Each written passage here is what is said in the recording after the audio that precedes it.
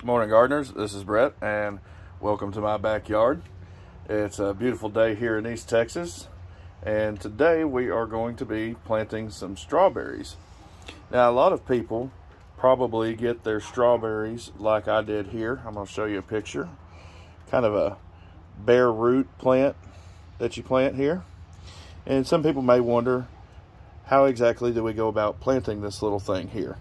It doesn't usually come in a little pot and have a lot of green foliage coming off the top, like maybe a tomato plant starter that you get down at the local nursery or something like that. Makes these a little bit more difficult to know what to do with.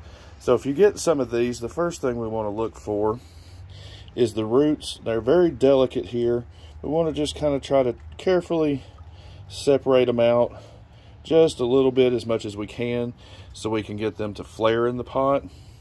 And they may come where it's almost like a ball, or they're folded on themselves, but we need to try to identify what they call the crown. The crown is in this area, and if you squeeze on it, you can feel this is a little hard area. This is like the stalk of the plant here. This is where it separates from the roots going down, and then the leaving and flowering part of the plant coming up here. And when we go to plant these, we're going to make sure we don't want to have that crown sitting on top of the soil there, and we don't want to have that crown buried underneath the soil. It's really small, as you can see. I mean, this thing's about the size of the tip of my little finger there, and we want to try to get it kind of right in the middle here. That's the proper depth to plant that crown. So we got about half of it sitting below the soil and about half of it sticking above the soil, so that it can go ahead and flower out and make us some strawberries. Also, we're going to want to kind of try to fan these roots out a little bit, as much as we can. That's why we're going to separate them off there, so that they're more easily able to do that. Now, strawberries, they're a shallow growing plant.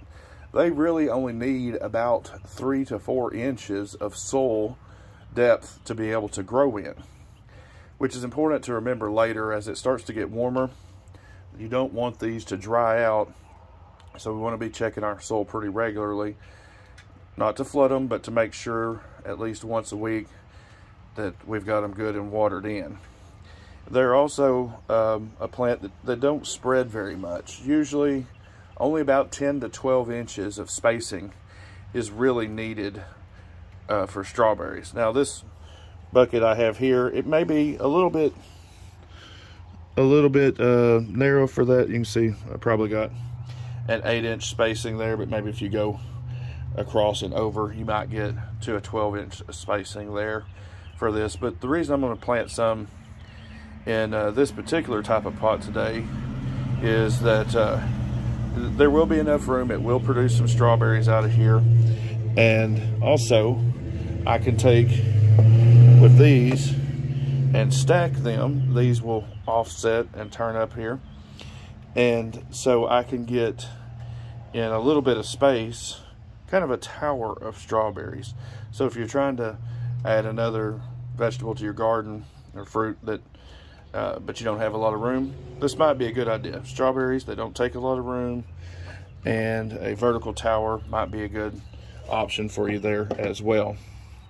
Now, you'll notice I have a couple of them already planted in this one, and I'm about to plant a third one here. And I'm not sure if you can tell too much from the video here, but I've put my base of potting soil in there, and then maybe if I put my finger here, you'll be able to see a little bit better that I've kind of made a mound of the soil here. That way I can get that crown up towards the top of the soil there, like we were talking about, but have a way that the roots are kind of fanning down, going down into the soil there, and so we can get them covered up good as well.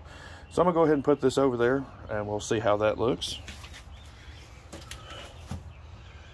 So, like I said, we're going to just try to fan these roots out a little bit as we're putting it in there.